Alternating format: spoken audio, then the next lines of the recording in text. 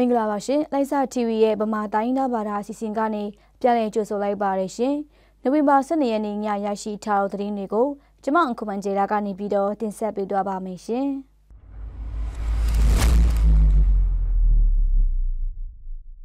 စစ်ကောင်စီတပ်ကနိုဝင်ဘာ9ရက်နေ့ကစပြီးဖကံဘက်ကိုစစ်ရင်အလုံးရင်ဖြင့်စစ်ကြောင်းထိုးတက်လာပြီးဒေသအတွင်းရှိပြည်သူတွေကိုစစ်ဆေးမင်းမြန်တာတွေပစ်တက်ပစ်ခတ်မှုတွေလှုပ်ဆောင်နေတယ်လို့ဒေသခံပြည်သူတွေပြောပါတယ်။နိုဝင်ဘာ10ရက်နေ့ည10:00နာရီဝန်းကျင်လောက်တွင်ပြည်သူတွေရဲ့နေအိမ်တိခုခန်းနဲ့ဟိုတယ်စတဲ့နေရာတွေကိုဝင်ရောက်စစ်ဆေးမင်းမြန်တာတွေလှုပ်ဆောင်နေကြောင်းသိရပါတယ်။စစ်ဆေးမင်းမြန်တာတွေလှုပ်ဆောင်နေခြင်းအတွင်းဆိုင်ကယ်ဖြင့်မော်စီစာကနေစောင်းရှင်ဘက်ကိုတွားတဲ့ပြည်သူ2ဦးကိုစစ်ကောင်စီတပ်ကပြစ်တက်တွားကြောင်းသိရပါတယ်။စစ်ကောင်စီတပ်ကဖကံဘက်ကိုစစ်ရင်အလုံးရင်ဖြင့်စစ်ရေးလှုပ်ရှားမှုတွေလှုပ်ဆောင်နေတာတွေတာမက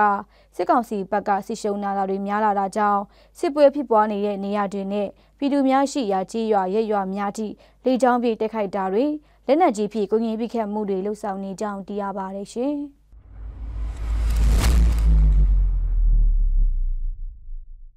KIO အစိုးရအုပ်ချုပ်ရာဒေသအရှေ့ပိုင်းခရိုင်တောင်ပိုင်းခရိုင်နဲ့ဥမောက်ခရိုင်အတွင်းရှိကျန်းမာရေးဝန်ထမ်းများကိုမေဂျရောင်မြို့မှာကလေးကာကွယ်ဆေးနဲ့ပတ်သက်ပြီးပညာပေးတင်တန်းပို့ချတင်ကြားပေးကြောင်းသိရပါတယ်။ KIO အစိုးရကျန်းမာရေးဌာနမှလာရောက်ကပို့ချတင်ကြားပေးတာဖြစ်ပြီးကျန်းမာရေးဌာန၏လုပ်ငန်းနဲ့ပတ်သက်သည့်လုပ်ငန်းများကိုစီးနှွေးညှိနှိုင်းမှုများပြုလုပ်ခဲ့တယ်လို့တာဝန်ရှိသူများထံမှသိရပါတယ်။တင်တန်းမှာကလေးကျန်းမာရေးနဲ့ယောဂကာကွယ်ဆေးအကြောင်းတာမကအတက်အရွယ်အလိုက်ဖြစ်တတ်သောယောဂများအကြောင်းကိုလည်းတင်ကြားပေးကြောင်းသိရပါတယ်။တင်တန်းတွင်တက်ဆိုင်ရာကျန်းမာရေးဌာနမှတာဝန်ရှိသူများအားလုံး59ဦးလာရောက်တင်ယူခဲ့ကြောင်းလည်းသိရပါတယ်။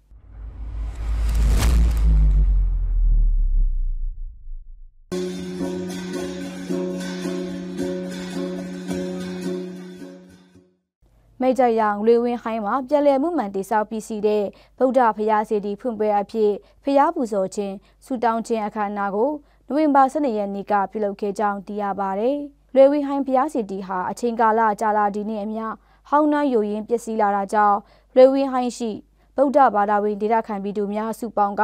ပြည်လည်မှုမှန်ပြင်ဆင်တိဆောက်ထားတာဖြစ်တယ်လို့သိရပါတယ်။ဘုရားစီတီပြည်လည်မှုမှန်တိဆောက်ခြင်းKIOအရှိပိုင်းကော်မတီများမှထောက်ပံ့ငွေများပေးအပ်ခဲ့ပြီးအခုလိုကော်မတီတွေမှကုငွေထောက်ပံ့ပါဝင်ခဲ့ခြင်းကြောင့်အတိုင်းမတိဝန်တာခဲ့ကြောင်းလဲလွေဝီဟိုင်းကျေးရွာအုပ်ချုပ်ရေးမှူးကပြောပါတယ်။အဆိုပါစုတောင်းပွဲကိုအရှိတောင်ဘိုကော်မတီစလန်ကဘာခုမ်တူအောင်နဲ့ဝန်ထမ်းများတန်ဃာတော်များမေဂျာယန်လွေကျဲလွေဝင်းဟိုင်းကုန်းဆနော့ဘုံမန်ဂေါမန်လင်းနဲ့အနိပဝင်းကျင်ရှိရှမ်းကြီးနောင်ဗုဒ္ဓဘာသာဝင်များတက်ရောက်ကဖွင့်ပွဲဆုတောင်းခြင်းပြုလုပ်နိုင်ခဲ့ကြောင်းသိရပါတယ်ရှင်။နားဆင်ခဲ့ကြတော့မိဘပြည်သူများအားလုံးကိုစိတ်နှပြရှင်လန်းချမ်းမြေ့ကြပါစေရှင်။